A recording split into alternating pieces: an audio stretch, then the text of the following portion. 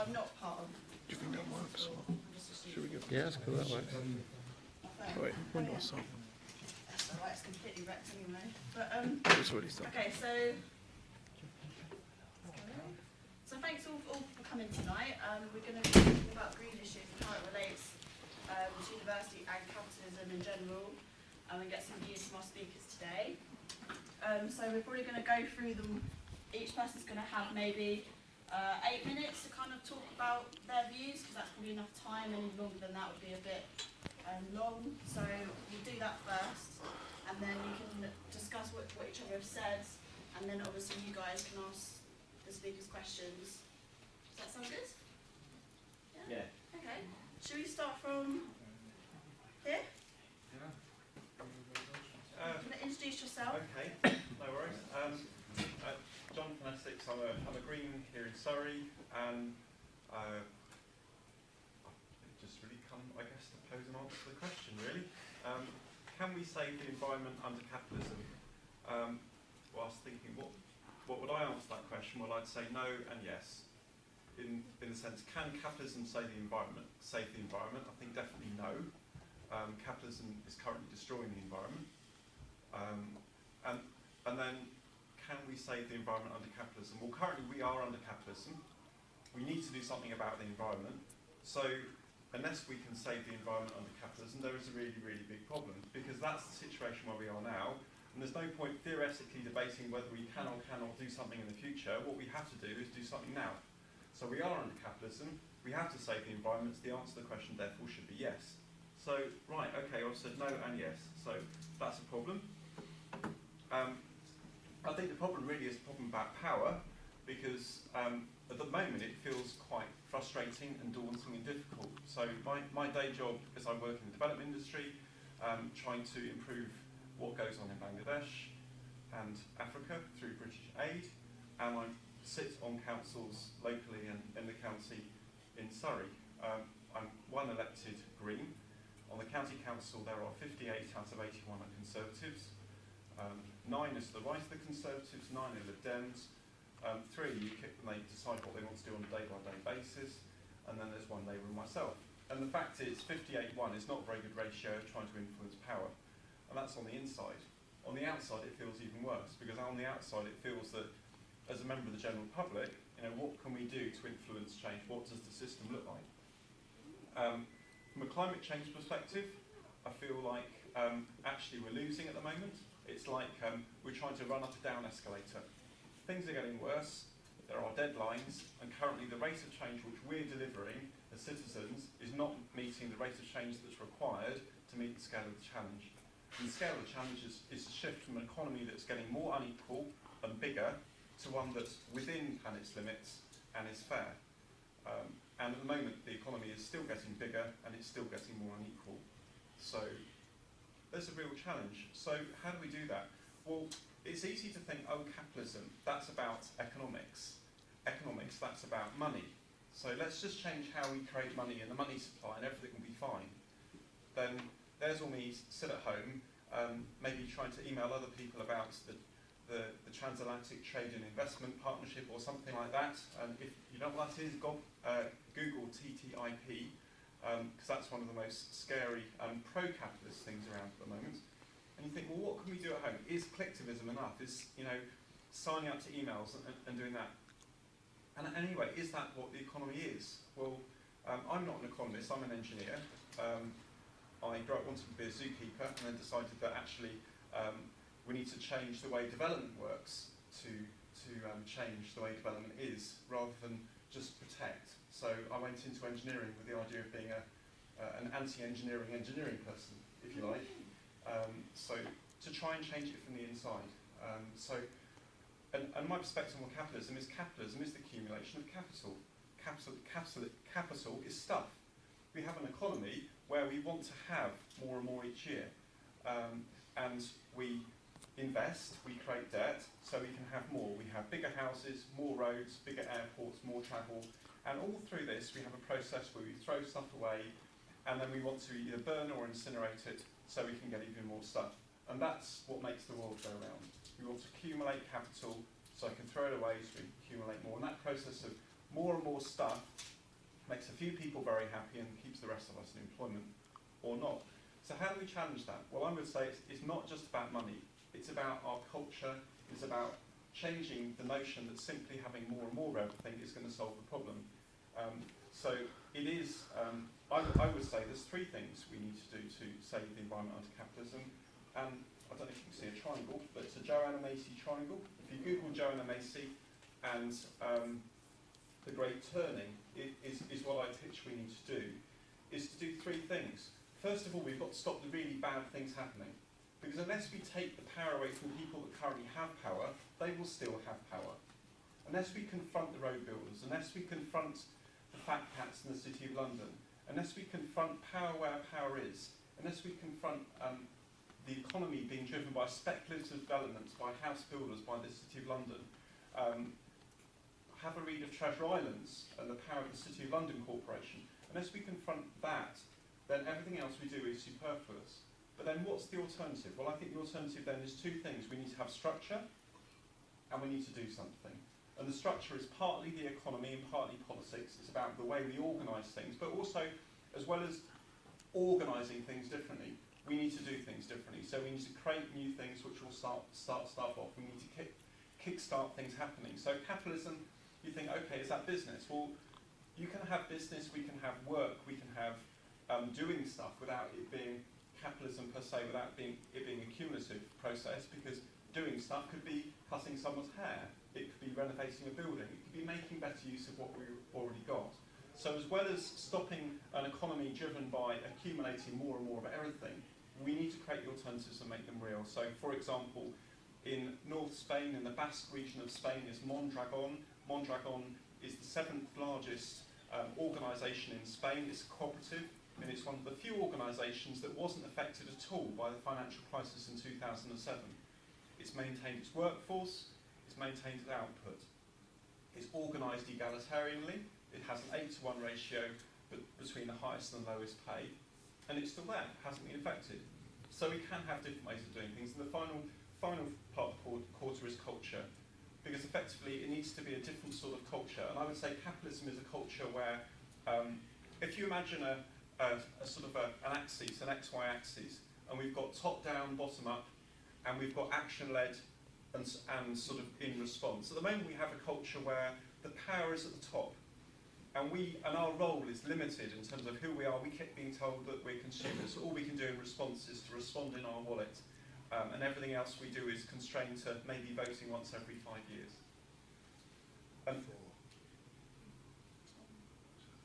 But the power lies at the top. So the real decisions are made like, well, we're going to invade Iraq. They're made by a few politicians without our say-so.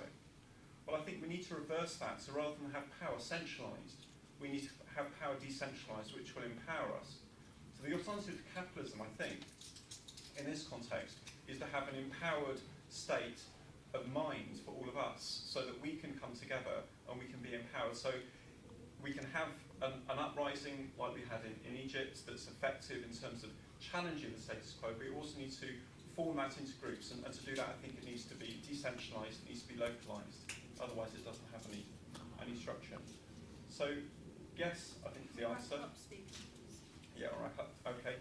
So fundamentally though, the economy has to be smaller. We can't stop trying to value everything. We need to have more things happen outside of the economy. So the biggest challenge, I think, to go beyond capitalism, to have a green alternative, is to not to think we can do everything within the existing structures, but say we need to have social, environmental around that. We can't value the environment, it exists. Most of the most important things we do for each other are because we love each other, not because we get paid for it. Thanks. Thank you.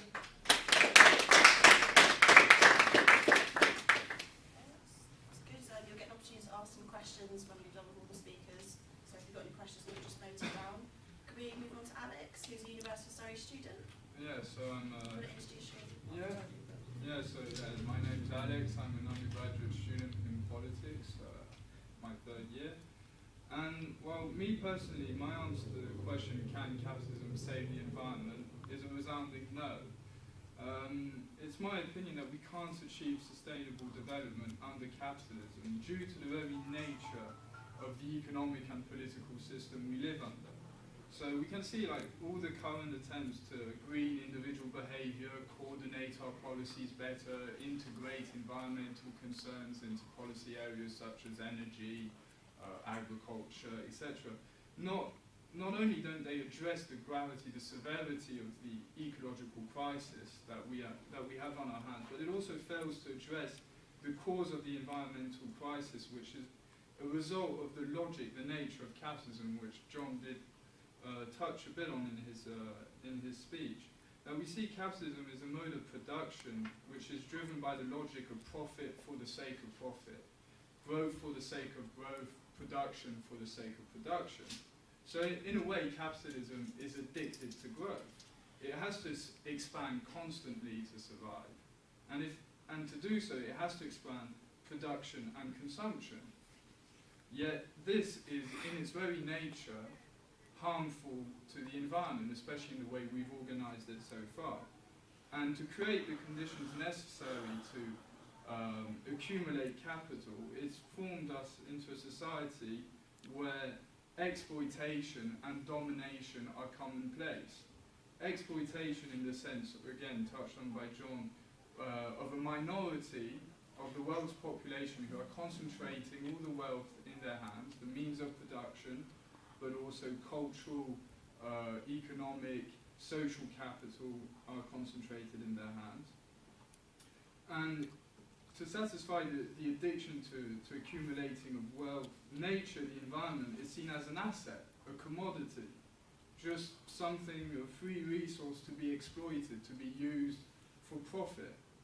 And under the capitalist growth model, so basically the increase of gross domestic product, negative impact of economic behaviour and economic activity on the environment and on the well-being of human beings is not taken into account and are just seen as negative externalities.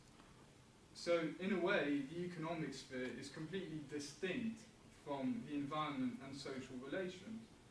So the problem is that when you expropriate people from the means of production, from the fruits of their production, you're also alienating man from himself, but also from other people.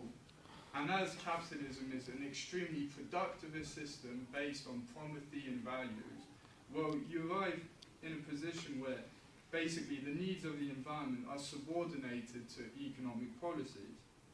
So I would actually say that it's not only the capitalist economy the problem, it's also translated into the capitalist state. We see that the political class are administrators more for business than they are for the needs of the people that they're supposed to serve. We see that in times of prosperity, capital has very little incentive to be ecologically responsible, and it isn't. And in times of austerity like now, what are our governments doing? They're cutting environmental budgets. They're not satisfying their commitments to environmental policy integration. They're not trying to address the severity of the crisis. So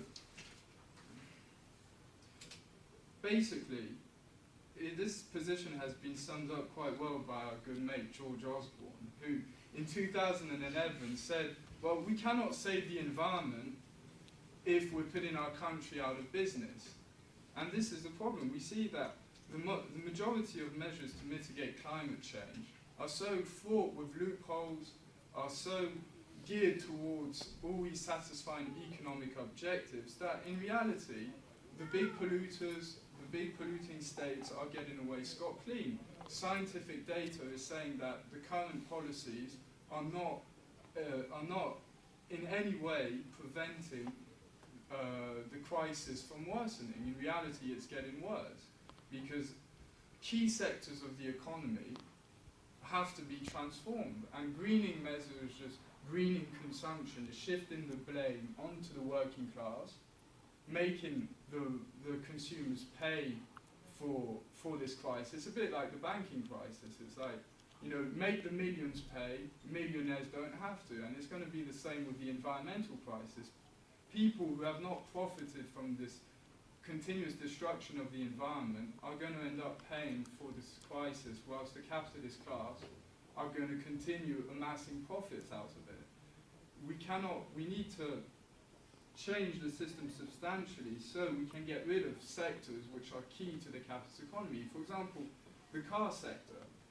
You know, we don't need cars anymore, yet because of the vested interest in the capitalist world, we see that we cannot put in place a public transport system which is effective and a viable option to car, because some key people in society who have a lot of influence over policy will lose a substantial amount of money. We have technologies already at our disposal that could help us, if put into practice on a big scale, to mitigate climate change. And those technologies need to be transferred to countries who are in the middle of economic development. And yet this doesn't happen. So for me, the answer to this solution is yes, we need to, on a daily basis, try and do everything in our power as individuals to limit our carbon footprint. But on the other hand, to ensure that we can develop sustainably. So when I say sustainable development, it means taking into account the needs of future generations, not only on our own. So at this current rate, future generations won't be able to satisfy their most basic needs. And this is due to the logic that underpins the system. So if we want to save the environment, we need to mobilize the working class. We need an all-encompassing social movement which will fight for an alternative to capitalism that puts human and environmental concerns at its heart, and which questions some of the fundamental assumptions, some of the fundamental realities of this world. For example, states. The fact that we organize ourselves in countries. From an ecological perspective, this is completely and utterly ineffective. Within a country, you can have a whole series of different ecosystems which have different needs, and our public policies can't reflect can't reflect this. So, for example, bioregionalism, organising ourselves on bioregional lines could be a better solution. But more to the point, we need to take control of the means of production so we can gear that towards furthering humanity and not furthering the profit margins of multinational companies and a minority of the population. So, yeah.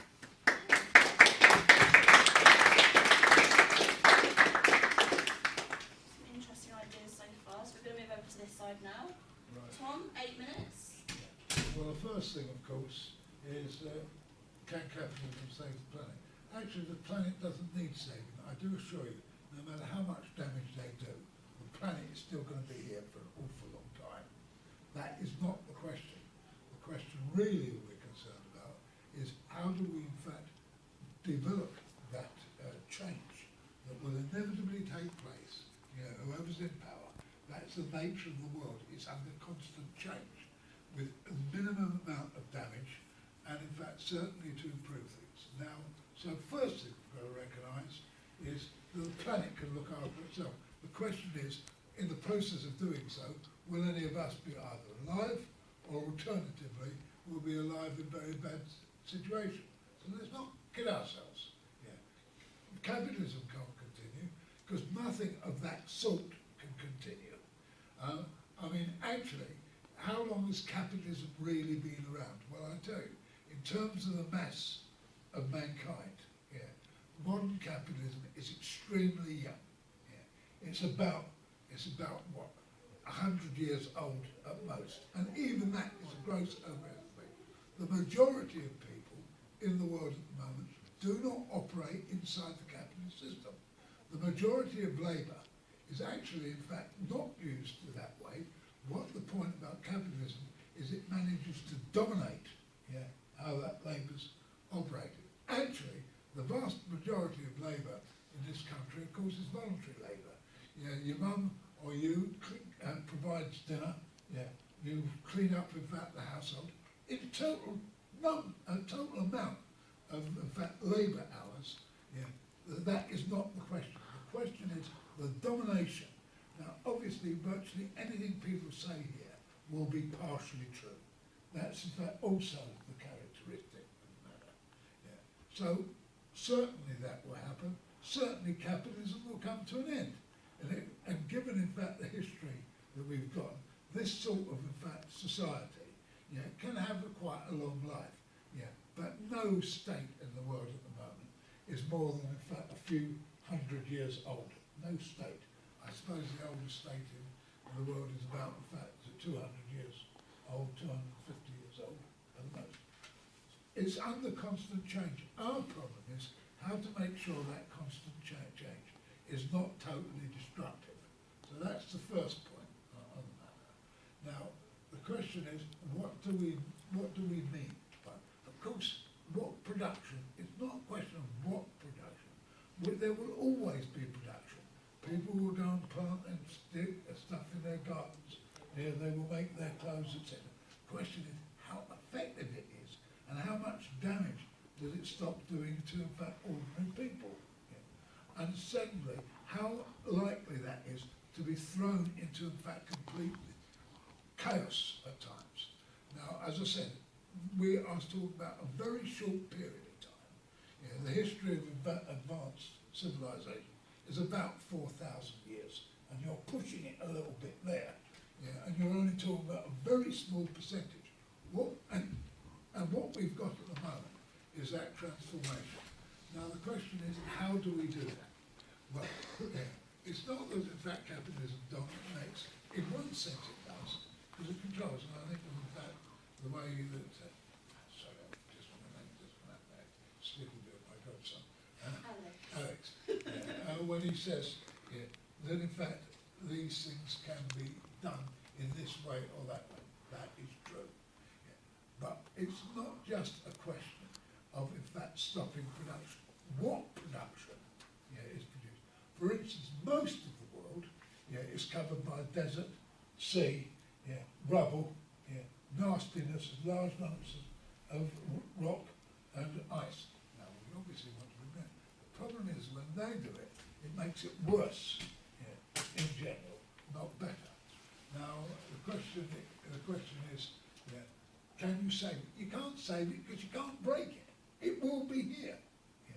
The question is, what are the conditions under which it is here? So that's, I think, is the main problem that we've got. And I also think there is, in fact, romanticism. Anyone that believes peasant life or non-productive life with machinery and, in fact, antibiotics, and in fact all the books and stuff that we get is not a good thing. It's plain daft. Because in fact you only have to, if you want proof of this, simply ask the question, what do people living in the third world want? What they mainly want is to get out of here. And as fast as they can hit advanced societies, they will move into it. And anyone that tells you, oh, these in fact happy-go-lucky worlds of the peasantry, talking bloody nonsense. Life expectancy is low. Everyone living in Africa would prefer to live in Britain. Well, there might be some very rich people that might not. But I tell you, once you've got that opportunity, the very rich people would have to start doing their own guttering, their own stuff. And so they need to keep them there.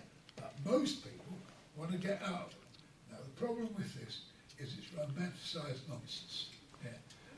Because in fact we actually have to solve this problem by huge advances in technology and production. Does that have to be damaging? Well, it doesn't have to be, but if I might make the point, agriculture on a world scale is absolutely disastrous historically. Turns the Sahara Desert into a dust bowl. It's in fact destroyed all sorts of, in fact, life and expectancy. You actually look at the figures. They could be done different. They are not done different because, and if that is right on that matter, the dominant feature, although it is not the overwhelming feature, the dominant feature is about exchange values in terms of exchange cost. Now that's what's got to be brought about. Should we in fact want further development? Yeah, of course we want further development. We want a situation where everyone's got fresh water. We want a situation where we don't have diseases, and that means you've got to have factories that produce antibiotics. You've got to, in fact, do we want to, in fact, get further? There's plenty of goods around, and as Alexander did point out, a a lot of the stuff is waste anyway. Yeah. I mean, I don't really want a car, yeah, except they haven't provided me with a bus that moves me around, and my wife simply won't carry me, yeah, to these meetings. Yeah, so to that degree, yeah, we in fact do need changes, but it's not change in that sense. It's a question of putting immediate needs of the people. I've wrapped up. Fabulous. Thank you, Tom. The listeners didn't get a chance to hear about your background. Can you just give a brief? Oh, I'm old. That's the main point. I suppose technically I'm well, statistics and in fact various things like that at the university. But quite interested in the cause. I'm very interested in the cause. Okay, so we'll move on to Pete. Can you just give a brief introduction about who you are? Yeah, I'm Pete Sims. I'm an electronic engineering student who's on placement at the moment. I'm also candidate for comms officer in the student union elections. I'll start. You know who I am. So there's a lot of the points we've made, and the point about it's not apparently saving it's our ability to live on it. I totally agree with. And can capitalisms do this? Well, if you think of an analogy, if you've got a table and you've got an egg on it, and the egg's rolling towards the edge of the table, what we want to do in the short term is stop the egg falling off the edge. Possibly in the longer term, we want to make it so that the egg doesn't tend to go towards the edge, which is possibly changing capitalism for something else. But I think in the short term, we need to, put the hand in place to stop it falling off the edge, if that's the good analogy. So some points on. So if what we need to do is in the short to medium term, stop us hitting the environmental limits that we're heading towards quite fast. The key challenges, as I see it, are population, climate change, resource sustainability or resource depletion, however you want to see it, and linking into that is energy depletion because we're currently reliant on resources to meet our energy needs in the form of fossil fuels. So if we have to do that under something that's got capitalism in it to some degree, then maybe what we... So, if you said capitalism to most people and you said, oh, we're going to get rid of that, the first thing that I'd have thought people would come back with is, well, you don't pay it, you can't do more work to get more money. So, in that degree, I think we're going to have capitalism for a bit longer. Possibly we should be working towards a less capitalist state, because I don't think it's black and white. And it's not even one-dimensional. It's not just capitalism and communism. We should be empowering economic students to go and think of better ways that are possibly needed. So we need to be working in that direction.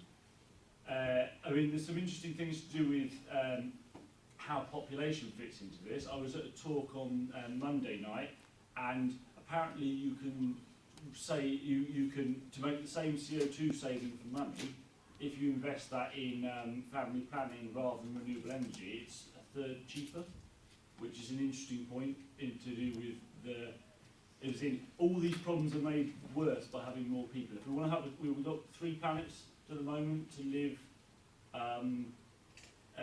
We're currently living with the resources of 3 planets.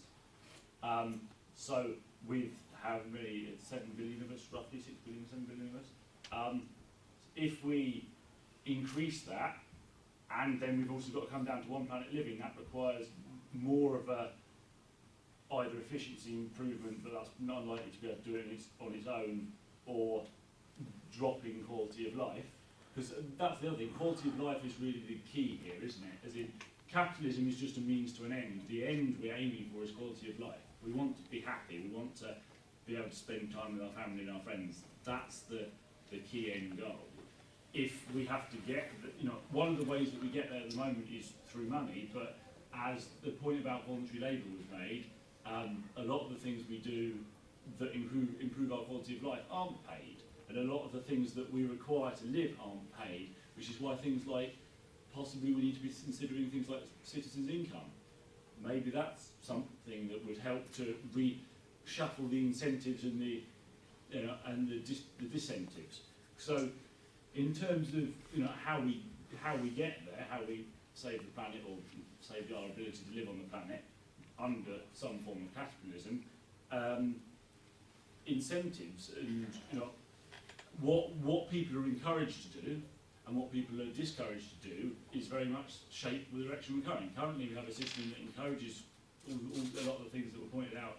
Greed, people to collect huge amounts of money and spend it on nothing, or spend it on unproductive things to get more money, like speculating on financial markets and things. Maybe if we incentivise the things that are going to be the solutions, rather than the things that make the situation worse, then that would allow us to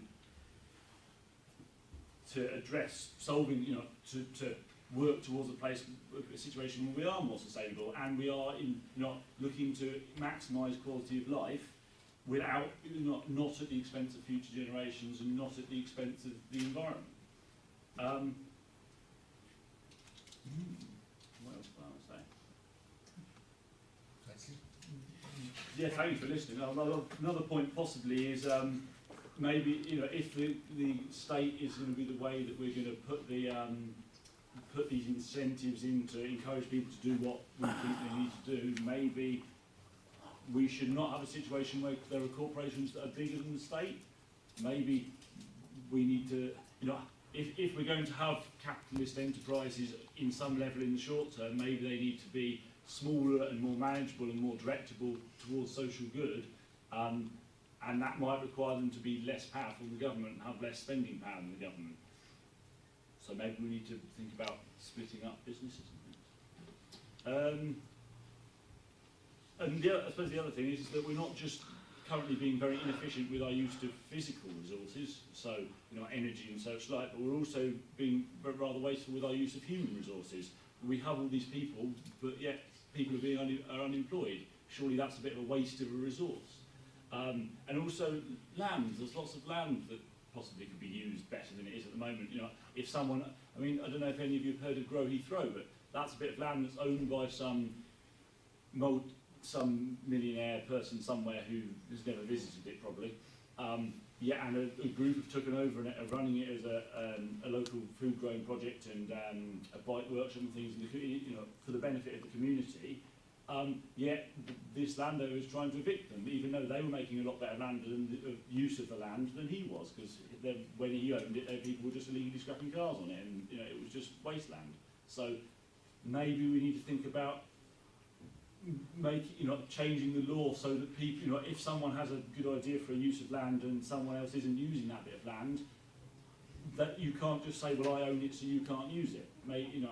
Maybe we should be discouraging people hoarding land as well as money. I'll finish there. All right, Thank you for thanks. listening.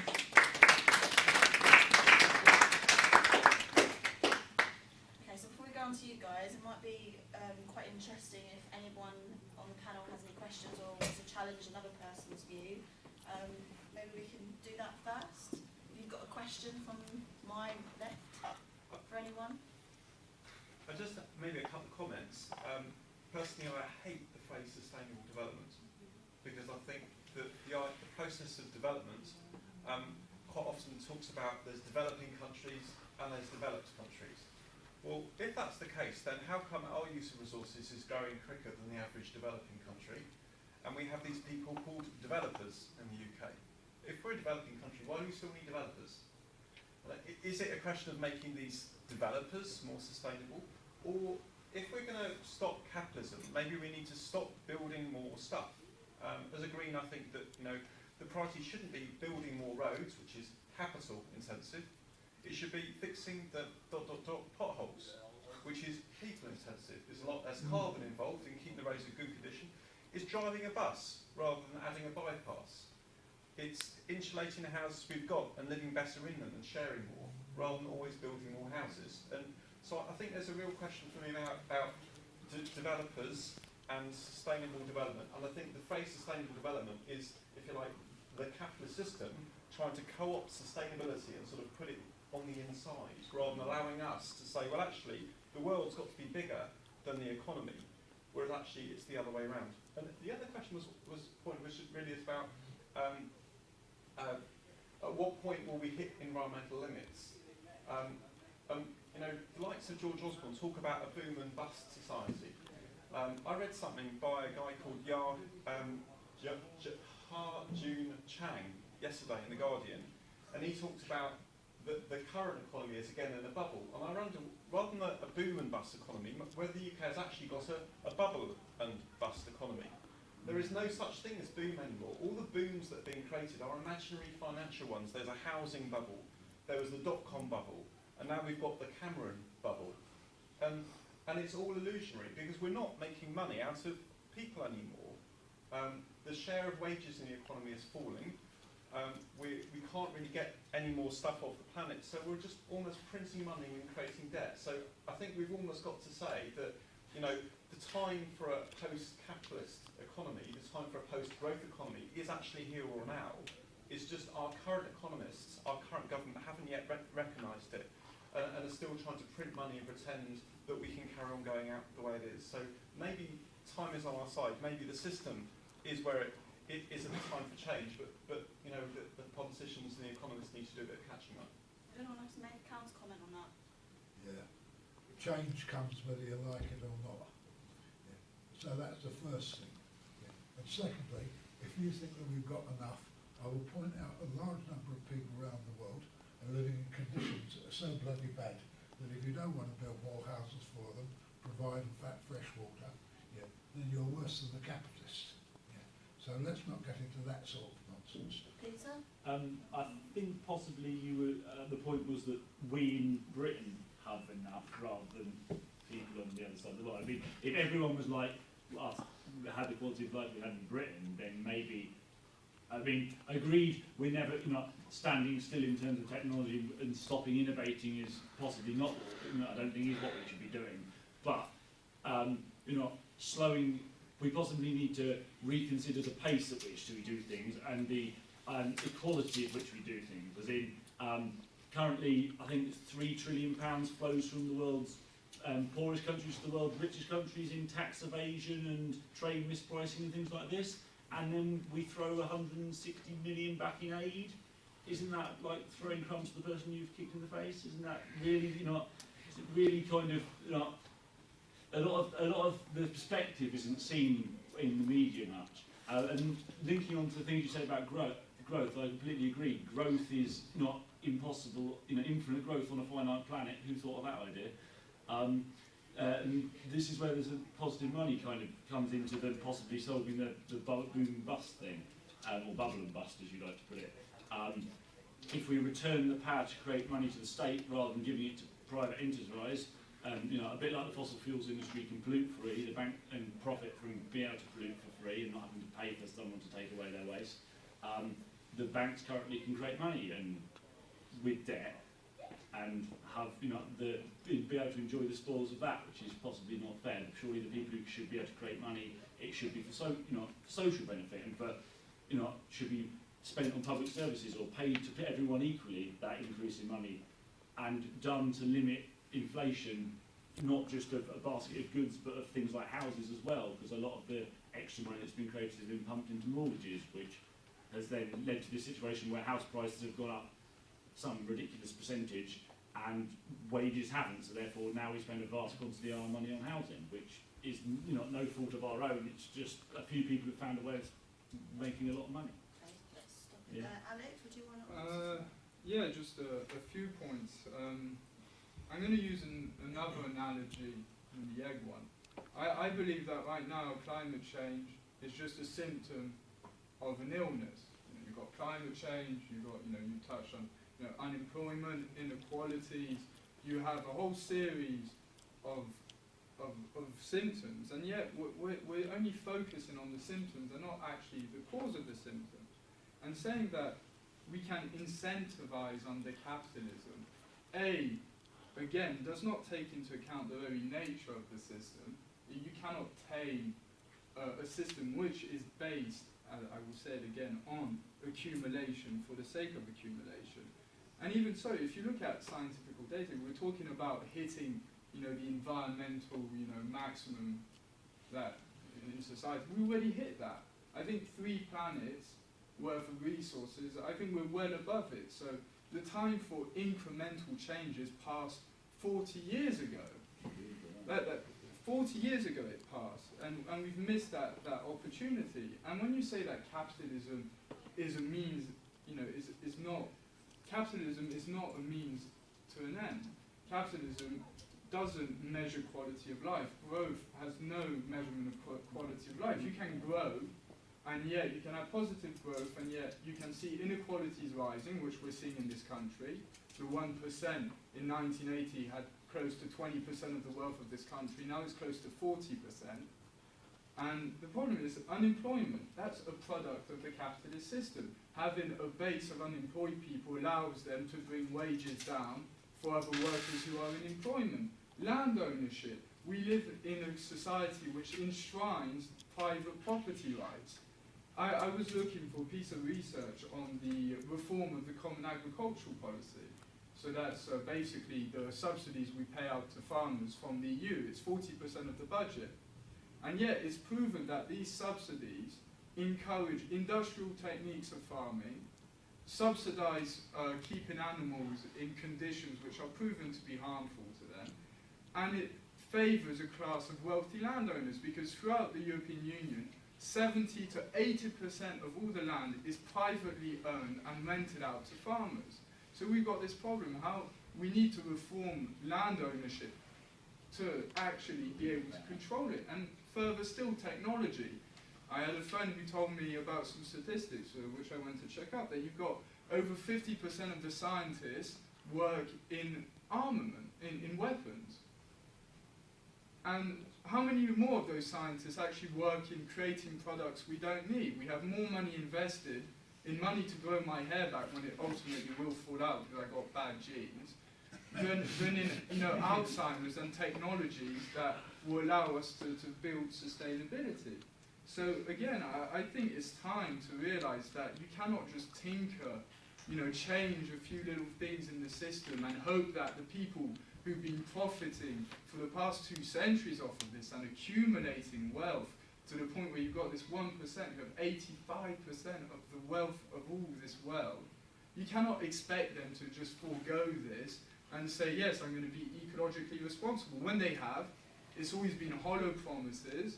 When there's change in political leadership, they don't fulfill their promises.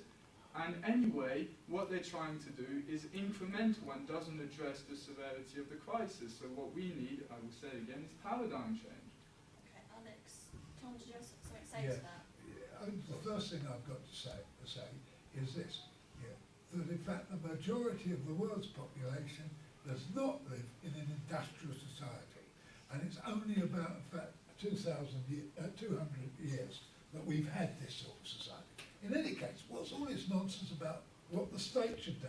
The first job we should do is abolish the state. Yeah. We've had in fact something like 2 million years of human beings, and we've only had states, for a very short period of that time. Actually, maybe in fact 5,000 years. But then even in that 5,000 years, most of the world was not inside states. It was inside, in fact, tribes. It was inside local things. Now the problem is, how do we abolish the state? And the next point is, how do we persuade people to go along? Because if you go along and start telling people, do you mind living at the same standard of living as, in fact, most of the people in the world live at? I tell you what they'll tell you. They'll tell you to, in fact, go get stuffed. For a very good reason. That in fact the standard of living we've got now, it is not true. It is not true to say that there's just destruction. Very little destruction. Most of the world is not occupied by people, because most of the world is in fact water. The overwhelming majority. And when you look, if you look at the map of Britain, you'll find the amount of area that's actually occupied by people is what is known technically in the world sod all.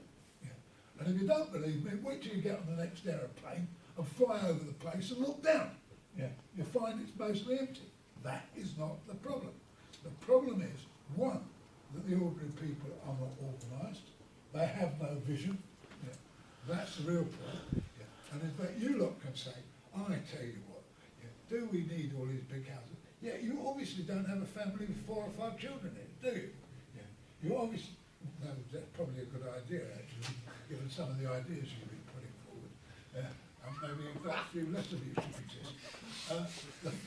The fact of the matter remains that there are huge advances under GAP, but they are advances that in fact turn against themselves, and that's the real problem. Can we cut you off there just so we have 5 more minutes of debate and we can get to questions?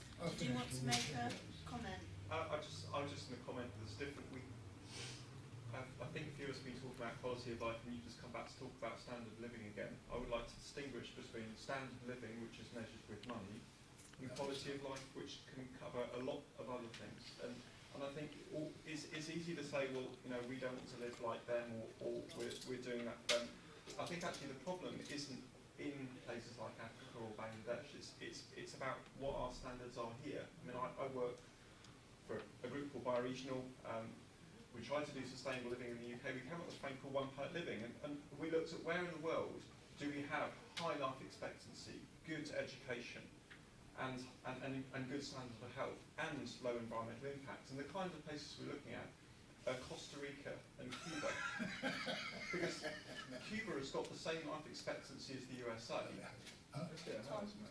It's got exactly the same life expectancy as the United States of America, but it's got a much lower standard of living in terms of money. And the reason for that mainly is because it's a much more equal society. So rather than a few very rich people, everyone has roughly the same amount, and they share more. Okay, Peter? We're not just at the moment living at the expense of future generations. To some extent, we're living at the expense of the rest of the people on the planet. The point was made about we need to abolish the state, yet the point was also made that we need to organise. Surely the state is a way of organising, so therefore possibly we need it to some degree, possibly maybe. Things like education, and if we're going to have someone looking at the bigger picture and going, you know, we can't control population, that's not possible, but encouraging changes in population, maybe that needs to be looked at on a more centralised, larger scale than individual communities. Okay, Alex, have you got any final comments? Yeah, I do actually. Well, firstly, I think that states are anyway the ineffective way to find a solution to this problem. There is no national state-led solution to climate change. This is a problem which is affecting every single person in one way or another, or will affect every single person on this planet. We can see that states, the way they act internationally is based basically on competition. You know, every state is out there for their own good, you know, to further, you know, cost benefits or thing. You know, I'll do this, I'll go to war with this person because it's in my benefit, or I won't because it isn't. And ultimately, we need to replace this competition with cooperation, but to do that, I think we do need substantially more inequality. We need to reverse the trend that we're seeing of our development coming at the expense of the majority of the people on this planet, because yes, it's true that, you know, the way we're living is at the expense of the quality of life of the other people who live on this planet. So we need to find an alternative, but which actually represents the interests of the people, because the state is the capitalist state. It is intertwined with the economy. We cannot expect a capitalist state that doesn't even make policies in the interests of the people actually it's supposed to represent to find a solution to this. These problems have been around. I think it's time we get our head out of the sand and just realise that nothing is being done on this. And the time, we don't have any time left. I don't want to sound alarmist or anything, but you know, this is, you know, in 50 years' time, you know, this place is underwater. And well, maybe not, but ultimately, the problem is that Parts of Surrey will be. Yeah, Parts of Surrey will be. And this whole idea that just by greening your consumption and doing these little incremental changes, you end up with, like, on Saturday, I was handing leaflets up the high street for this, and you had this woman who said to me, well, tell you what, I'm not going to come to this conference because I recycle. So, you know, I'm doing my part to save the environment, you know. And how are we supposed to teach people in a system that breeds individualism, greed, self-interest, that, you know, we're going to have to work collectively, that you're part of a society and that we have to further it together. When everything we teach our kids, even here, they teach me transferable skills to the marketplace. They don't teach me how to be an active citizen. We live in a world where we can go vote, once every 5 years. I think the idea of cooperatives is great. I think we should democratically control the universities, control the means of production democratically, so we can gear them towards satisfying human and environmental needs. And also, the way we treat the environment is a reflection on the way we treat each other. And we live in a world of domination and exploitation, so it's no surprise that we're doing the same to Mother Nature. Brilliant, thanks Alex. Okay, some interesting views from the panellists. Okay, we're going to go over to the audience now. Can you just say if you want to ask a particular member of the panel a question or if it's a question to all? So hands up, any questions? Jambo? Right. Who's your question to? Well, it's all of you actually. A couple of comments says, Peter, first of all, capitalist state is not an efficient way of organising because we can't vote anyone out. Essentially, we vote in a liar and in 4 years we're going to vote in another liar. I agree. Jonathan, in terms of boom and bust, there's never been a boom, not for everyone, not even the majority, just a select few. And for all of you, I was just going to say, can anyone name an environmental policy or an agreement that's actually helped the environment? Because if you can't, I think the answer to the question is a resounding no. Would anyone like to answer that first, Peter? I agree with you. I didn't say the system at the moment was efficient, and kind of in response to your thing slightly, currently we have a capitalist state. We agreed the capitalist bit should maybe get removed, but that doesn't mean we shouldn't create a better state that does have, has NOTA, has Ron, we can vote for Ron, has more kind of direct democracy, more kind of involvement. In response to your specific question about, was it what a name green policy that's worked? Yeah.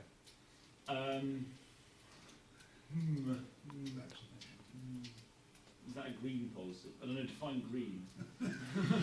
Well, I said environmental. Oh, so environment, yeah, I don't think that can be The ban of the CFC had a huge effect, like 20 measurable. Montreal Protocol. Yeah, that's the CSC. Yeah. I mean, I say the establishment of national parks in the UK. Yeah. I think that's quite an effective thing. Moratorium on drilling in the Arctic. A moratorium on fracking in France. That's environmental legislation. That's quite effective. I think we should have one here as well, to be honest. Yeah, to be honest, I think There's an issue at the moment about fracking in this country, but Tom, do you have an answer to that? Alex? well, I mean, there are maybe some policies that have a substantive, be it, in the grand scheme of things, an incontrovertible effect on climate change, because in reality the policies don't reflect the severity of the crisis.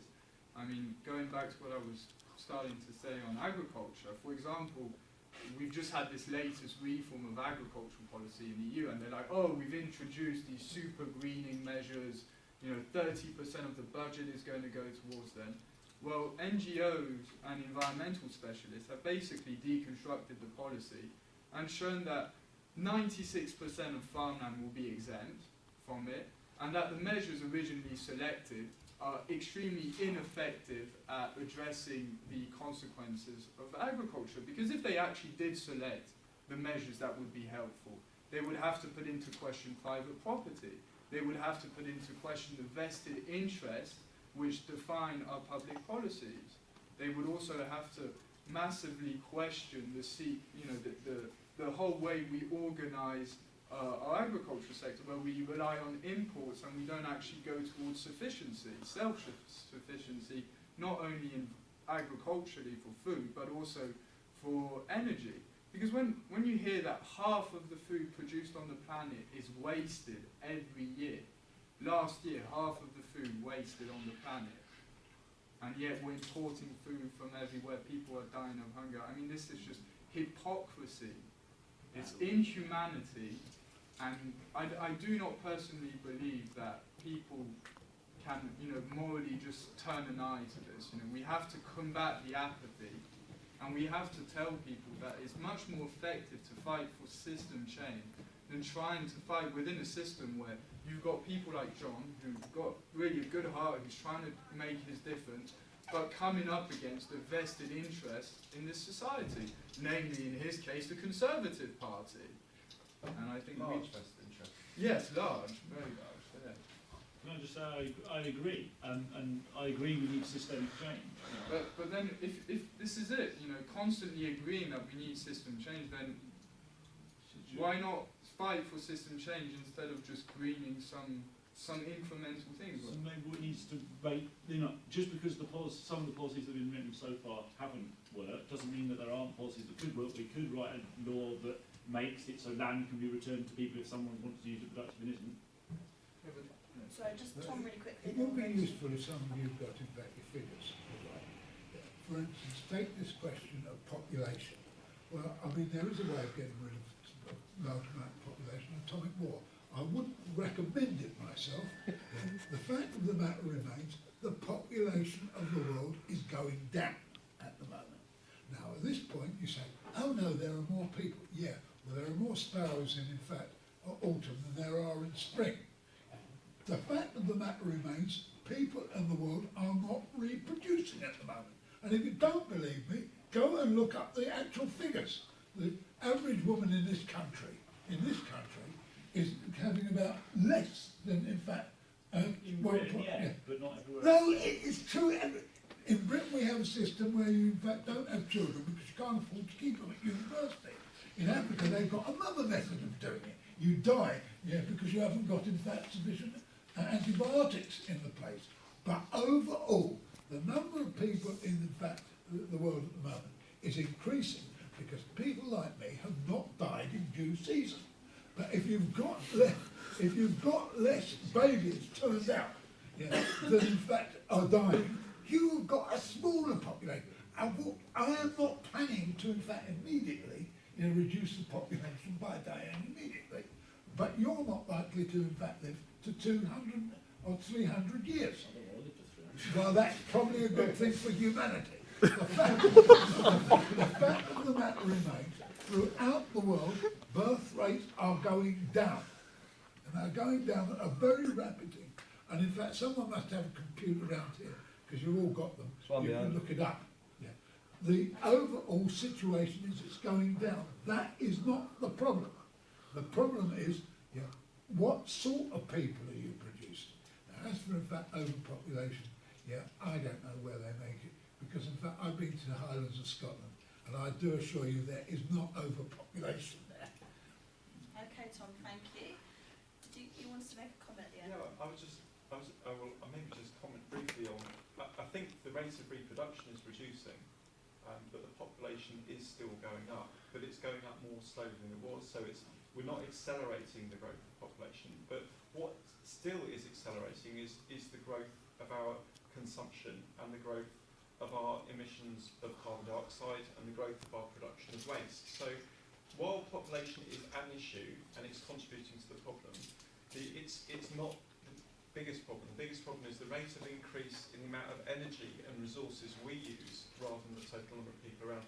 In terms of the point on environmental policies and agreements, I think it's a red herring to say that policies aren't a good thing. That's what Cameron would like us to believe.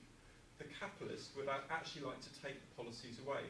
Generally, standards, for example, that children don't go up chimneys and don't work when they're under 6 are brought about because of rules and regulations. And rules and regulations are good for people and they're good for the environment.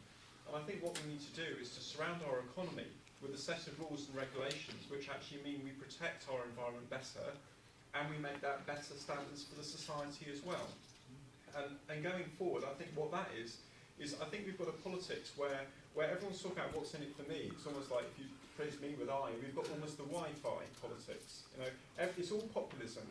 What do you want? Well, if you vote for me, I'll give you what you want. Well, I think politics for the future, politics for society, politics for the environment, is about what's good for all of us. And policies are about when we share stuff, when we do something for the good of everyone. There is the notion of a tragedy of the commons, which was put up as a proposition that if there's common land and everyone puts sheep on, then actually farmers will tend to keep pushing sheep on until you overgraze it and there's nothing left. But actually that's not how farmers operate. There's a the Nobel Prize for Economics last year or the year before, and Eleanor Ostrom, she did her economics on the economics of shared resource ownership, and she studied shared water resource management in Africa and Asia, and showed that actually, if you give people resources locally, and it's about, I think, what you were saying about, rather than competition, which seems to encourage globalisation, or coordination, which is focused on the national state, we need to focus on cooperation, which is local shared ownership of resources. And if we have policies, if we have agreements to allow that to happen, that avoids the free riders, then maybe we can get a better way forward. So I think policies and standards are really good, and that's exactly what the likes of TTIP are trying to eliminate. Before coming here tonight, again, if you're an acronym hungry, the Council for International Regulatory Strategy Group, chaired by the former Deputy Governor of the Bank of England, Deputy Chair is of the City London Corporation.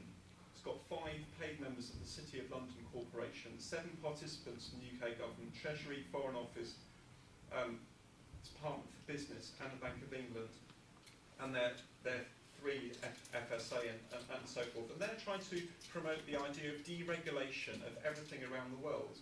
So we'll have a race to the bottom, a race to the lowest environmental standard and lowest social standard. We'll get rid of workers' rights to the level of where there's the least workers' rights in the world. We'll get rid of environmental rights and responsibilities where there's the least. And that means that the capitalists can make the maximum amount of money, we have the least chance of a hopeful future, and we oppress the lives of the most people today. And I think that would be absolutely tragic. Brilliant. Can we just, before we go to another kind of question, can everyone kind of keep their answers Sorry. brief?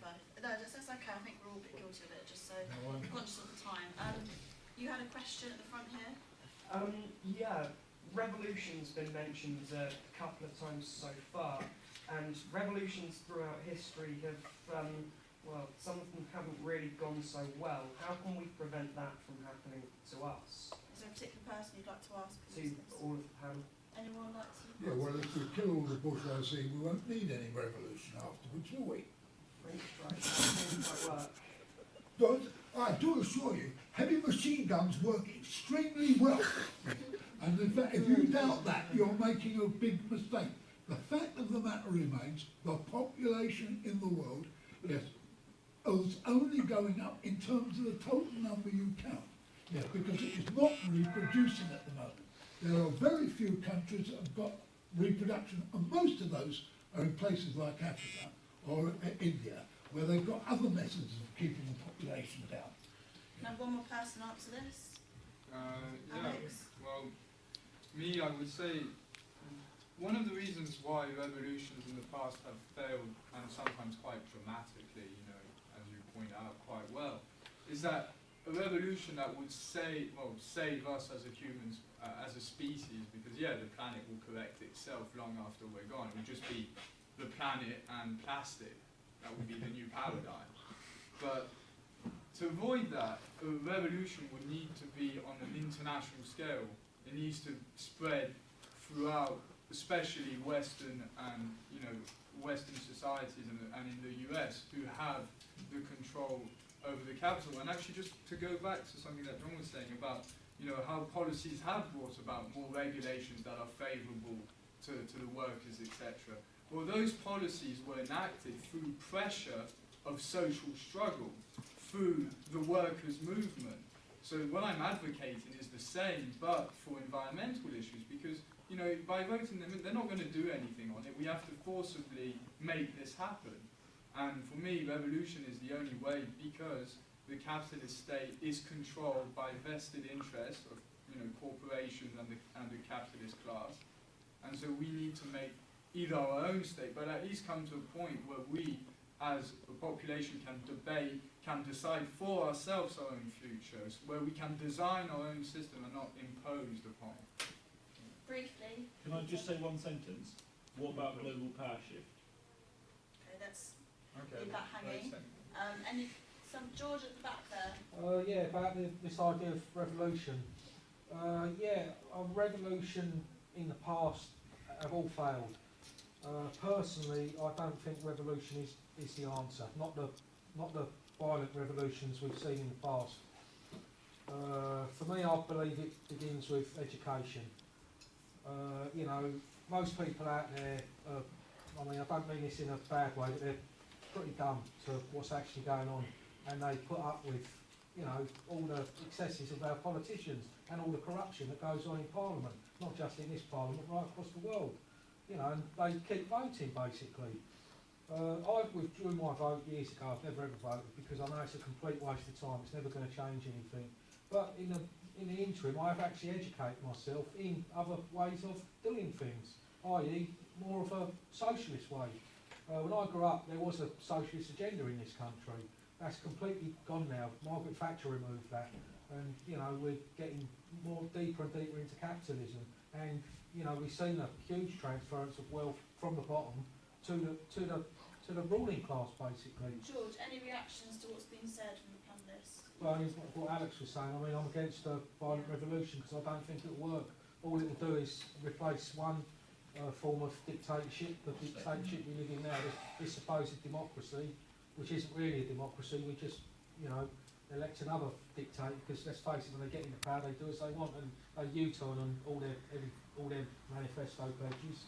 And, you know, we've got no say in what they do. Do you have any questions for anyone? No. No? So I just lost my train of thought now. Sorry. Yeah, basically I think we can only do it by educating people, basically.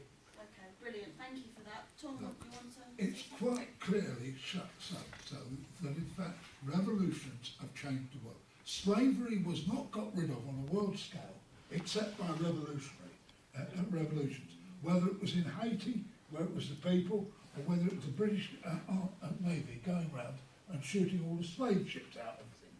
Don't kid yourself. Revolutions have made a big difference. You would still have the monarchy. You would still have what France had before. Yeah. You would still have, in fact, a world totally dominated by local warlords. Now, I am not in favour of, in fact, violence if it can be done peaceably. And by and large, I think it can be done peaceably, yeah, as far as Northern Europe is concerned, and places like that. And the rest of the place is going to fall into place anyway. Because, in fact, Northern Europe, yeah, and North America is overwhelmingly the most productive and most determinant of, in fact, all the powers in the world. It will, and that's what brought an end to slavery. You know, all the slave owners, and if you don't believe it, isn't it? Well, I don't know. The British Navy shooting people is not revolution. Well, oh, isn't it? Isn't it? I do assure you that, in fact, the domination of Northern Europe, yeah, of Northern Europe over the rest of the world was a revolution because it changed the social status upside down. Yeah. And that's what revolution means. It does not mean shooting people. It means to turn things upside down. Thank you, Tom. One of you, please, to add a comment. Yeah, I was saying, I understood that the slave trade ended because of votes in Parliament from William Wilberforce, but actually that was started by a campaign led by Thomas Clarkson.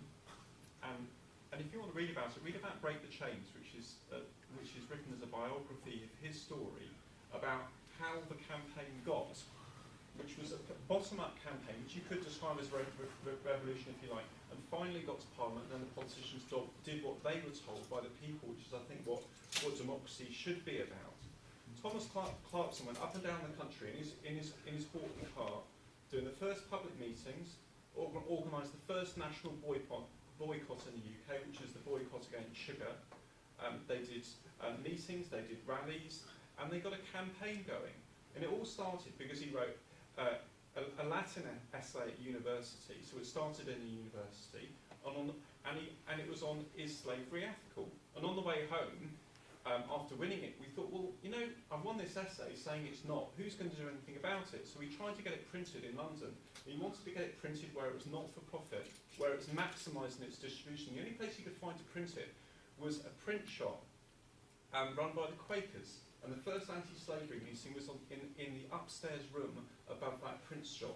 Now, so I believe that, yes, we can have revolution, but as a Green, I believe it should be non-violent. Gandhi led an incredibly effective revolution, which was a salt march to the coast. It was non-violent. He started a thing called the Heart Howl, which was non-violent mass direct action. And most recently in the UK, I think there's been an effective revolution, if you want to use that word, against fracking. which has been quite effective in terms of raising the profile of that. Those people in power weren't listening to it, they weren't debating it in Parliament, but when people went and sat down peacefully in the side of the road in front of a gate and did public meetings and talked about it, then people started to listen. And I think if we get together in ones and twos and threes, we can make a difference. Okay, thank you for that. We only have 2 questions so far. Does anyone else want to ask a question? Because I know that obviously some people haven't had the opportunity yet. Ready's at the back. Anyone? Questions? Anyone other than Jambo? Come on, guys. This is a lot of stuff we're talking about here. Broad topics. Can I just quickly react to something Barry said? Well, mate, you know, I agree with you. Education is key to changing the way, you know, we see, not, you know, the way we act with other human beings, but especially the way we relate to nature. But the problem is that education for me isn't something completely separate from the rest of society.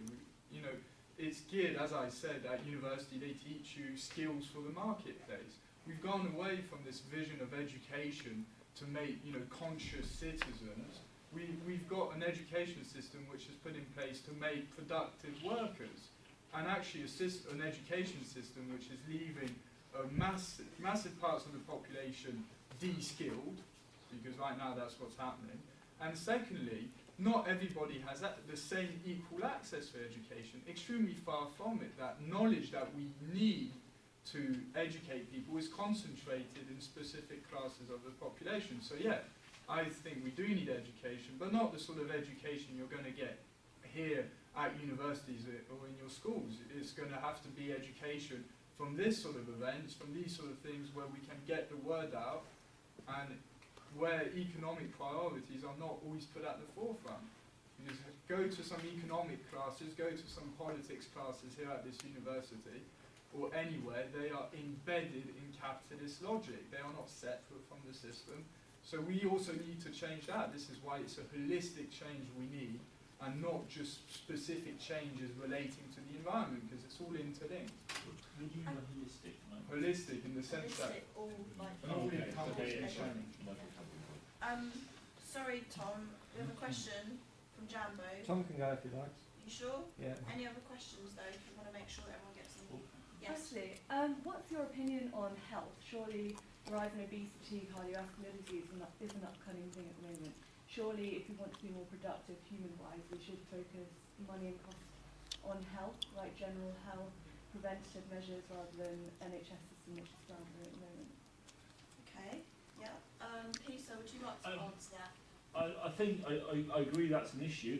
I think some of the, I mean, if you didn't have a system that with quite so much advertising and a lot of the things that are kind of linked into capitalism, I think the situation that things like obesity would be less common. And, you know, currently you have a system that kind of incentivises it a little bit, possibly. So, and I agree with what was said earlier to do with the causes, not the consequences. Yes, we can put lots of money into the NHS, but you know, maybe part of it's down to education, and maybe part of it's down to, I mean, there's a book written called Enough, lowercase enough is enough, and maybe, and that's a slightly different topic, but a kind of, I don't really got a final answer for that. I'll just be quick about this. Alex will go to Tom.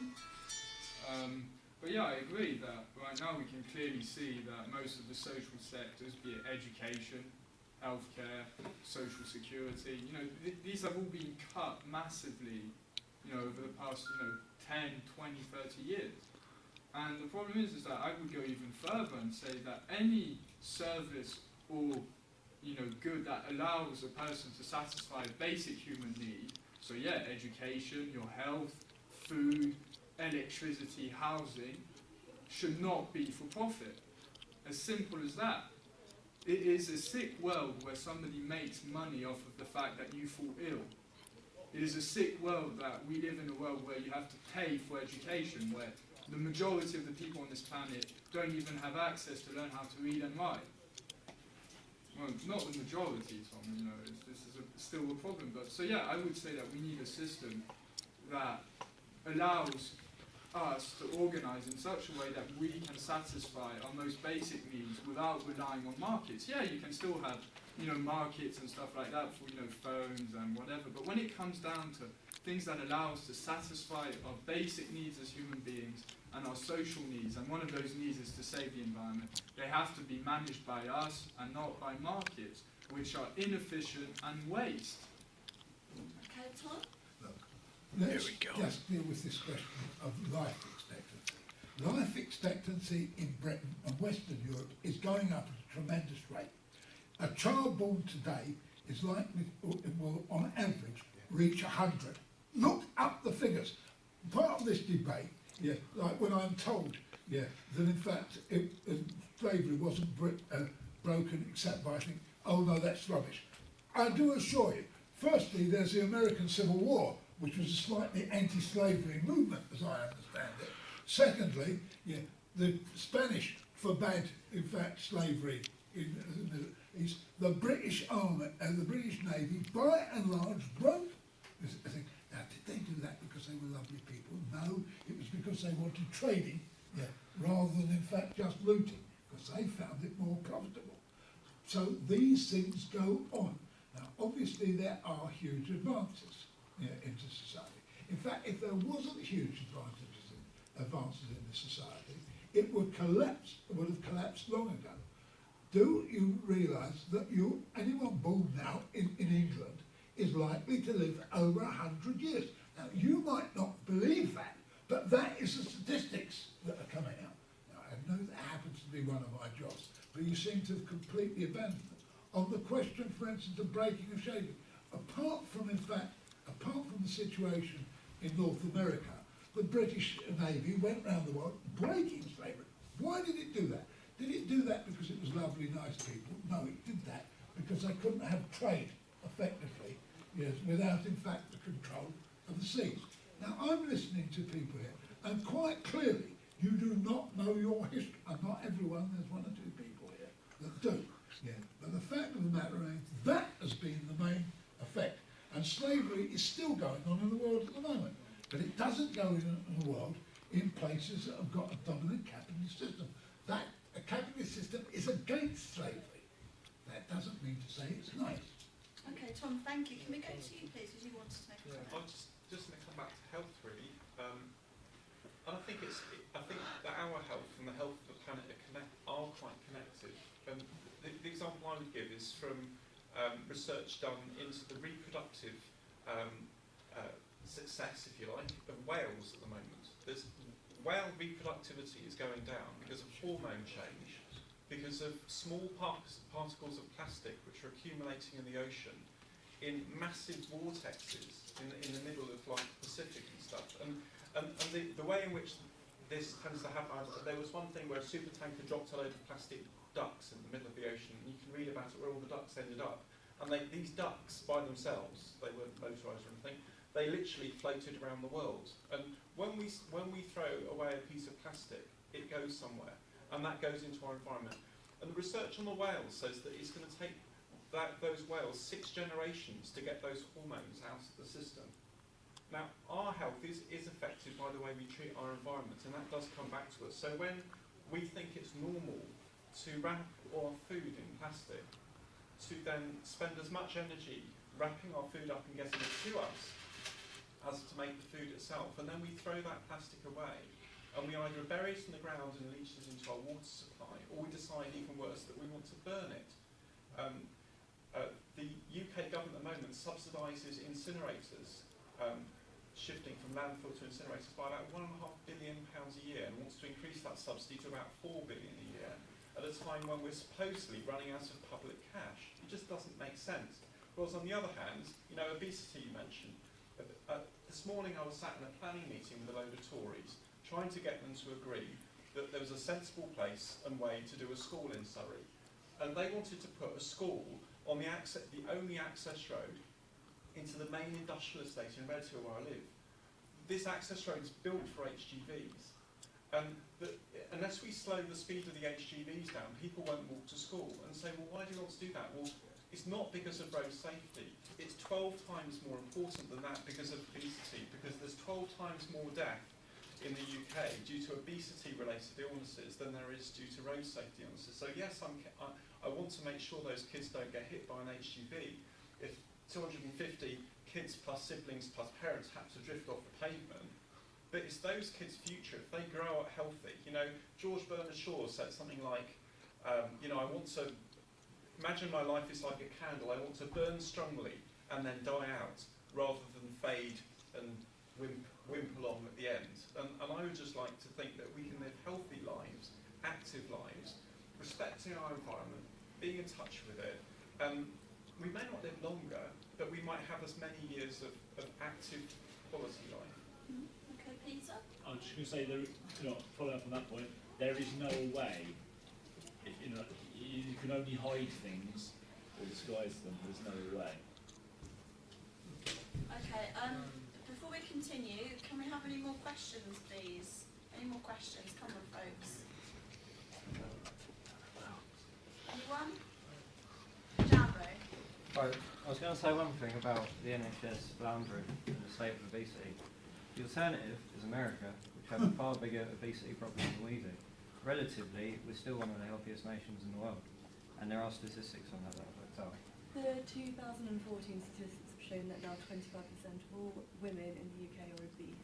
That's a huge step up from previous years, and something needs to be done about it. Even though we're not as bad as the US, action needs to be taken to make sure that we don't end up in that state. That's fair enough, but the NHS is underfunded. Another point, unless you want to say something. Do you want to counter statement to that?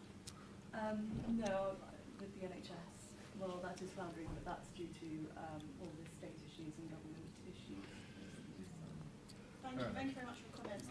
I'm just going to go to this chapter. I have a question. No Yeah, worries. we've got a question. I'll come back to you. Yeah.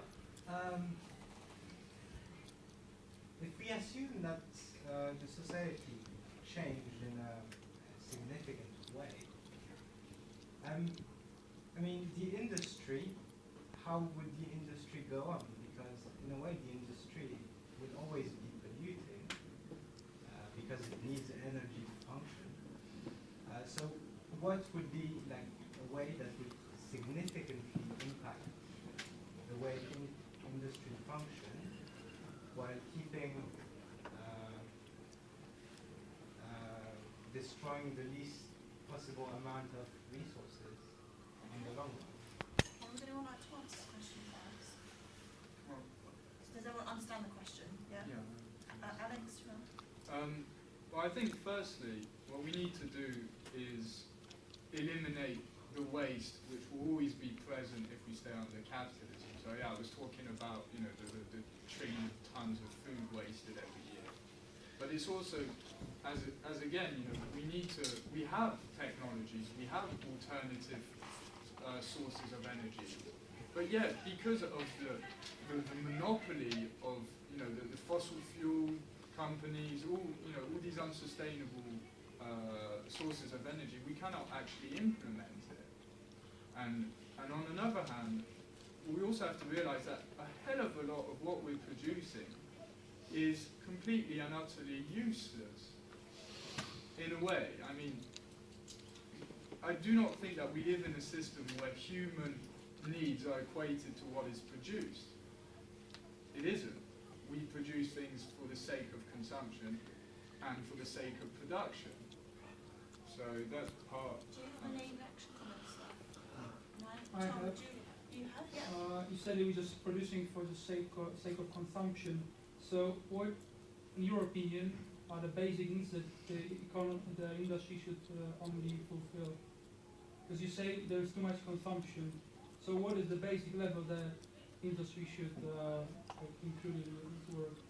Well, the thing is that I'm not going to pretend to have all the answers and design like a utopian society here. I don't think it's not my responsibility. But it is true that. I mean, sorry to interrupt you. I mean, there'll always be some waste. Oh, no, you cannot produce, you cannot make a system when there is no waste.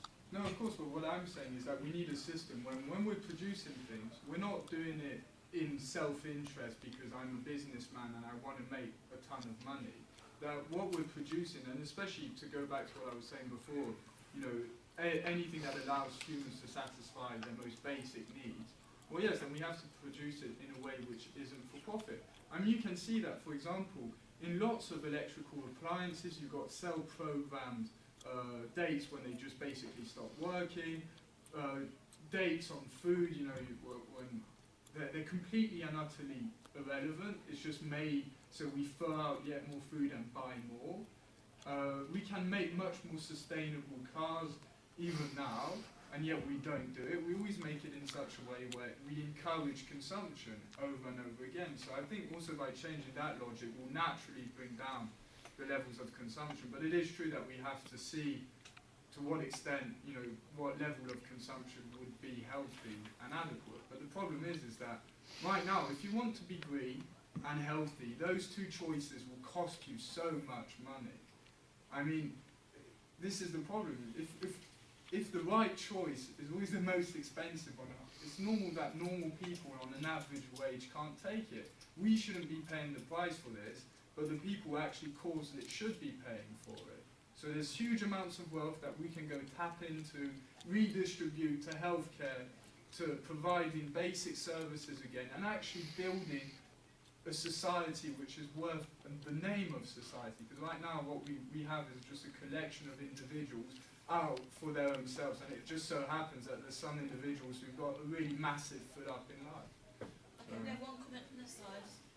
I can, if you want. Do you mind continuing? So I mean, there are teams of people who design things, teams of engineers who, if you give them the incentives of minimum cost to the planet, maximum quality of life, I'm sure that they can you can encourage them to build things that are use less energy, use less resources, and still deliver some improvement in quality of life. The thing to do with what industries are needed and what industries not. I mean, I don't think that's something that any one of us can make decision. Any one of us can make. That's got to be some kind of collective thing in my mind. Yeah, that's what I was trying to do. Tom, do you want to say? Yes, you raised the question about people overeating. I do assure you that part of this is about how you should be skinny. Yeah. I do assure you, people who are built like me, yet still live longer than people that are skinny. Yeah. And the reason for that is because we're well fed. And when I hear nonsense, you're going to live a bloody long time. Yeah, but that's God's punishment for us for interrupting you. The fact of the matter remains that in the United States of America, they grow fat. Yeah. And still that is not the place that goes fat as most. That's India and places like that. That's where people really overeat. In Britain, we do not have overeating. And in fact, part of the thing is you should be slim and lovely is a load of nonsense. Yes, of course, you shouldn't be 250 stone. That is probably bad for your health. And if you stand on someone else, it's probably bad for theirs as well. But for most people, being in fact fairly buxom is a good way of staying alive a long time. Thank you, Tom. Can you open your Well, I worked at Zone last year on a project called the Rubbish Diet, which was waste watchers for your bin. That you put your bin on a diet, and over 6 weeks you weigh the contents and try and get it down to zero over 6 weeks. And it was a really good way of getting people together to actually slim the wastefulness of our society, because the biggest problem is the amount of stuff we throw away just encourages us to buy more, and it goes round and round and round. And that's one of the reasons why industry is a problem. The other is whenever we build something, whenever we build more houses, then we need more carpets, for example. Carpets are replaced in the average house in the UK every 11 years. So the carpet industry is doing great if we build an extra 200,000 houses every year, because we've just got more carpeting to do. So I think the real challenge, I think, is two. One is to create a reuse economy, a re-economy, if you like, where we go back to the original idea of the high street, which is the idea of retailers. You go into a shop, someone can retailor your suit, because generally people make stuff themselves, and if you needed it resized or changed, the other thing the high street was to sell stuff produced locally. So the high street was the getting together of the local economy, particularly about use and exchange and sharing and stuff like that, and I think that's really important. You mentioned, I think, the idea of, I couldn't believe this, but I've actually been proven it's true, what you said about equipment being programmed to break. There's a thing called the Restart Project, and they've discovered the programs. You can reprogram an inkjet printer which is designed by the manufacturer to fail before the inkjets spill ink all over the paper, and they've got a risk of being sued. So there's a thing so you can reprogram it to start again. But fundamentally, yes, I think industry is a real problem, because if we expand production in really heavy, environmentally damaging ways, using lots of materials, producing lots of pollution, and using more energy than we can sustainably produce, we don't have a future. So I would argue what we need to do is, rather than look at industrial investment policy as what's going to give a financial return on investment, I was talking about capitalism, then we need to redefine capitalism to save the planet. We need to look at what has an energy return on energy invested. So if I invest some energy to insulate a house, then that's going to reduce the energy demand. If I build a wind turbine, that's going to be good. If I take an empty office and occupy it and set a community centre up, that's value. If I retrofit an existing house, that's really good. If I make things out of bricks and concrete and cement and steel, all really heavy carbon things, and build more roads and bridges and HS2s and houses and so on, and power stations, all of that's energy intensive. So I would say we need to rethink capital investment and industrial development about producing things which have a positive, short energy return on energy invested. So let's not have zero carbon homes, let's have positive carbon homes. So if you build a brand new house, actually, it's not just self-sufficient in energy, but it pays back the energy that you have spent to make the bricks, make the paint, make all the stuff that you fill it up with. Now that would be a radical shift in investment strategy. It would mean that the 180 quid a tonne that the government currently subsidises every tonne of waste we throw into the waste bin to get incinerated, that would go to create reuse or recycling jobs. And there's 10 times as many jobs per tonne in that area than throwing things away. So it would be a jobs rich, stuff less. So yes, go on a diet, but I think it's my bin rather than me. Yeah. Briefly, Alex? Yeah, just briefly with that.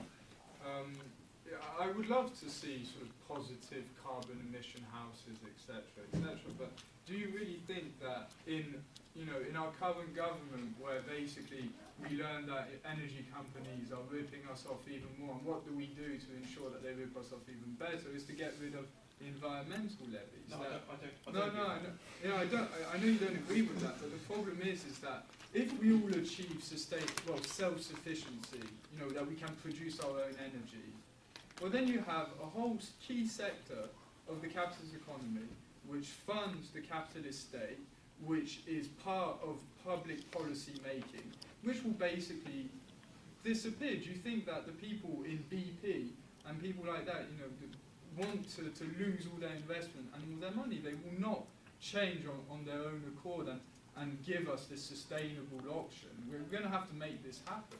We're going to have to forcibly make it happen, not by violence. I don't condone violence. I'm going to shoot these people.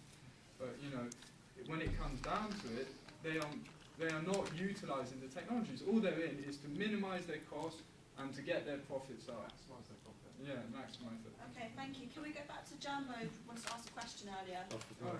Have you forgotten it? Have we got another question at the back there?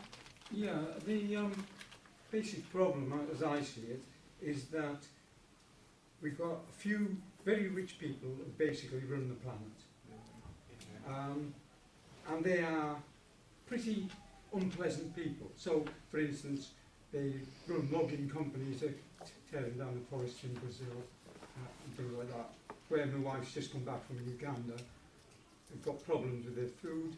They used to have a subsistence farming system, but now the land has been taken over and they're producing green beans that are flowing here, and they're starving. So what do we do? How do we get rid of those people? I'm sure it's genetic, but there's a lot of them around. I mean, a lot of them vote Tory. Okay. What do we do about people like that? Good question. Who would like to answer first? Tom? You Well, look eager. the real problem is that we seem to be at odds about the question of the facts. For instance, I am told by some people here that the amount of waste is increasing. Now, it so happens I'm married to a professor who's just produced, in fact, a book that shows that, in fact, the amount of waste created in Britain is going down. And it's been going down for a long time. Now, I don't know where you lot get your information from, but I suggest you have a little look at some of the scientific books on the matter, because it is not true.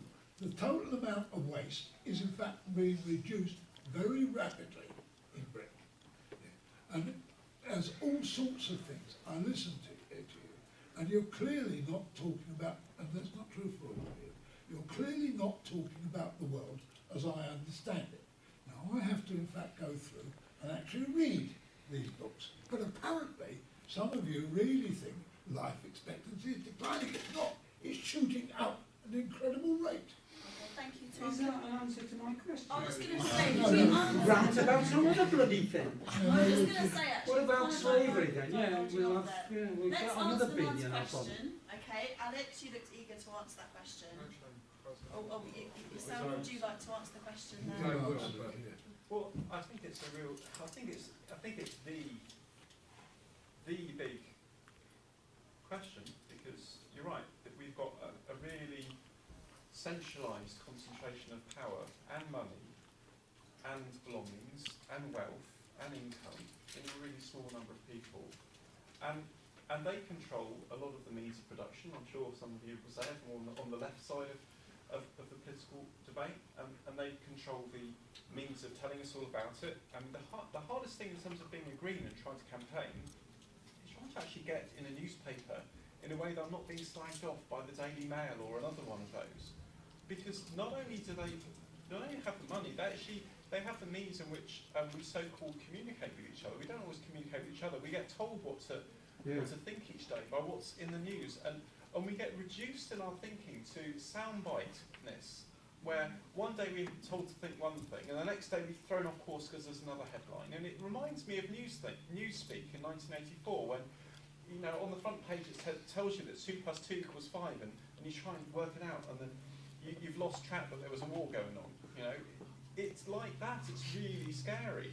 So how do we do that? Well, I never really tried to confront that challenge. My thing was climate change. I worked in Bangladesh for a year, and it scared the living daylights out of me. It really did. And I found that, you know, if I was to really face that problem in its entirety and say, well, what can I do? All I wanted to do was wrap my arms around myself, curl up somewhere. I couldn't. And I don't think we can confront these centralisations of power on our own. So the first thing we've got to do is get together. We've actually got to work together. We've got to rejoin the dots between campaigning and politics, and not see politics as some atomised thing which is some career for a few people. It's not. Campaign groups can't be atomised into human issues, human rights issues, social rights issues, global issues, local issues, my streets issues, the environment. It's all the same thing. We're joined to each other. We've got to work together. And you know, Gandhi did that. He said, first they ignore you, then they laugh at you, then they fight you, and then you win.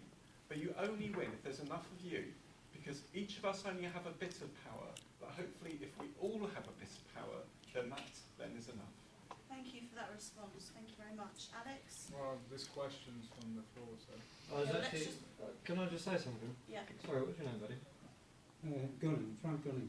Frank, nice to meet you. Short answer, need a mass movement that educates and organises.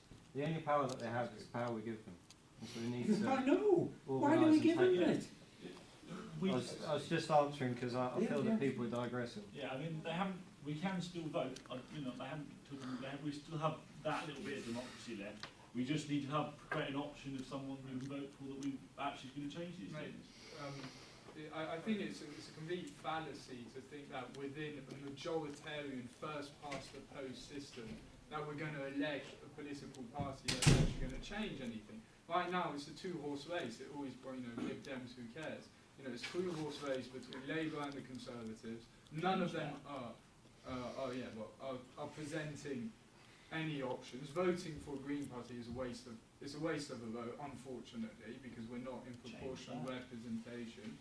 So yeah, I agree with Jambo. What we need to do is organise a working class movement which is thoroughly anti-capitalist and who will organise debate, because I think it's achieved it, yes, through cultivating apathy, individualism, but also dividing us up. you know, I'm from Belgium. I'm seen as sometimes as an outsider here. I mean, Jesus Christ, you know, they separate, they divide women and men. They divide racially, religiously. They've created all these divisions. So for me, the answer is that we need to overcome these divisions and create class consciousness, but also green consciousness of being conscious that you're a part of an ecosystem which allows us to survive, so we have to be in unity with it and not dominating it and destroying it, basically. But yeah, it will be a huge struggle because, well, they're the ones in power, but we give them the power that we give them. Okay, we need to wrap up soon, so we have a couple more questions. Does that answer your question? Sorry. I've got Yeah. better answers, yeah. Okay, yeah, brilliant. yeah. Maybe thinking about some things, yeah. Fantastic. Frank at the back. Yeah, I feel a bit bad really speaking because I missed the main sort of sort of delivery. I had to go to the dentist today. That's okay. What's your question? My question is, can capitalism save the planet? Well, why should they? They've ruined it, haven't they? So I don't think they're going to save it. I think they're just going to carry on hiding all the garbage in sort of Colombo and Mumbai, you know, and plus using the kids out there and the women or whatever to sort of make stuff that causes the garbage. Yeah. And, you know, they're going to keep buying up sort of, you know, like patents and stuff that are really beneficial to us and sort of keep them locked off. They're going to have people on media sort of, you know, telling you that sort of like electric cars are rubbish because they don't make the right noise. And people are going to believe that. But they seem to be believing it. Because they want a bit of that. All right, darling! Get your... Yeah. Thank you for that. I think you've woken everyone up. Is that everything? I like your waistcoat. Anyway, I know, Peter, you had your hand up first. What did you want to say? Yeah, I mean, I guess, sorry, I forgot. Sorry, I didn't mean to be so grim. To what you were saying, I've completely forgotten it. Tom, is it in reaction to his comments? It's in reaction to this comment. Why should, in fact, the ruling class? Because they do not want an utter collapsed society either. Firstly, because if there were, they themselves would perish. So they go out of their way to keep, in fact, it as stable as they can, while at the same time as proceeding to keep us down. Now that is what actually is happening at the present moment. And what we're faced with is a situation that, in fact, many of you seem that by simply demanding it will make a difference. That will not happen. There are two things that drive society. There's one, the consciousness of the people. That's certainly a big factor. The other thing is the development of technology. So you could not have, in the past, societies that we've got at the present moment. It simply wasn't possible. We could not produce or, in fact, develop the things that require. The truth of the matter is the capitalists do not want it to break down. What they want to do is stabilise it. That's what they would like to do. Okay, let's keep on the actual... That is what he asked. It's a question. What do you want to say? Well, you know, we, as us lot, aren't inherently capitalist, are we? You know, we don't inherently have some underlying desire to make lots of money. We have a desire to improve our own quality of life and hopefully the quality of life of people around us. So surely, you know, starting from that point of view, we can go towards trying to change things. I mean, you were saying to do with the current, if policy is what we need to change some of this thing, then either the people who are currently elected we have to put pressure on them for them to change it, or some of us have to get to the position where we're the people in power, and therefore we can change it. But so we have to, we need to be looking down one of those options, unless we're saying we're going to be, creating a new democracy. Thank you, both of you. Did you have a comment? Yeah, just a bit on what was said, but I do personally believe that the capitalist class that has been steering the ship, for the past 100 years or so, whatever time you want to set on it, from this point on where you're using 3 times the amount of, well, 3 planets worth of resources, no, they do not take into account that by their actions they are destroying the long-term capability for us to even have capitalist growth. Capitalism is destroying the very basis of its own growth. Not intentionally. But yeah. Maybe not intentionally, but those are the facts. Yeah, 3 yeah, planets, yeah, one huge problem. Sorry, I was going to swear there, but do it. But yeah, so, and the problem is that, yeah, you know, you hear all the time, technology is going to save us, markets are going to save us through increased efficiency. It's all bollocks, all of it. Okay, brilliant. Can we have maybe the panel members summarising up? We're just nearly 9 o'clock, I'm aware, so we will brief comments from people. Well, I think that's a really good question to sum up to, because it's almost coming us back to where we started about, can capitalism save the planet? Well, 40% of the London Stock Exchange value in 2012 was fossil fuels and the mining industries. Well, you know, if that is what capitalism is, and that's what, you know, FTSE 100 we hear every day, it's not going to save us. No. Can a thing save the planet? We're on 3 planet living, or we might be on 10 or 20 climate living. That's a bit of a big challenge. But if we believe that the only thing that can save us is a system or something out there, or it will happen at some time in the future, or it will be done because politicians we vote for are then going to do it for us, I don't think it's going to happen. It'll only happen if we all believe that it's worth saving, and we will do everything we can together to do it. So, can capitalism save the planet? No, but can we? Well, yes, let's. Brilliant. Alex? Yeah. I'm going to just follow on from that. Briefly, is yes, change will come. It will come from us, not the capitalist class. And I will just say system change, not climate change, please. Tom, briefly? I agree with that. Yeah, and you know, start local, you know, the fossil fuels industry might be a good target. There's a petition to get the university to stop betting against fossil fuels, betting against our futures by investing in fossil fuels. If we get enough people to sign it, we can take that to team leaders of the university and go, this is not acceptable, do something about it. It's information they'll document, or those two. Okay, so we're going to wrap up now, but I'm sure if you've got any comments and you want to speak to the speakers at the end, one-to-one, you're more than welcome to. I'm sure they're happy with that. And also, I see there's a few new faces here. We have a group, the Anti-Capitalist Society. We've got a Surrey United Anti-Capitalists page on Facebook. So if you're interested in coming to feature things like this and meetings and such, then join that, because then obviously we'll tell you when our meetings are, times, etc. And it's also very interesting for you, because I'm sure a few of you are university students here and some of you may not be.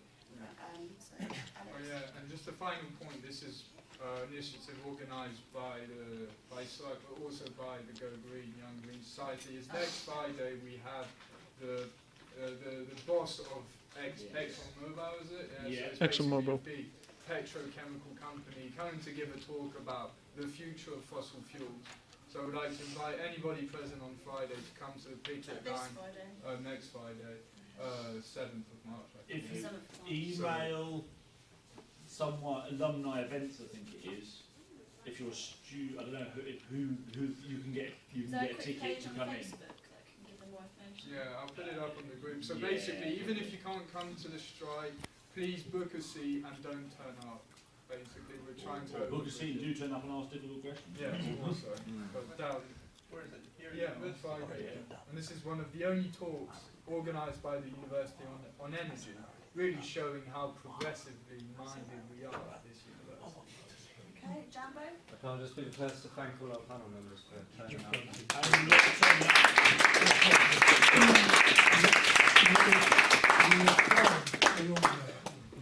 Various, in fact, documents related to It's like, they get to do.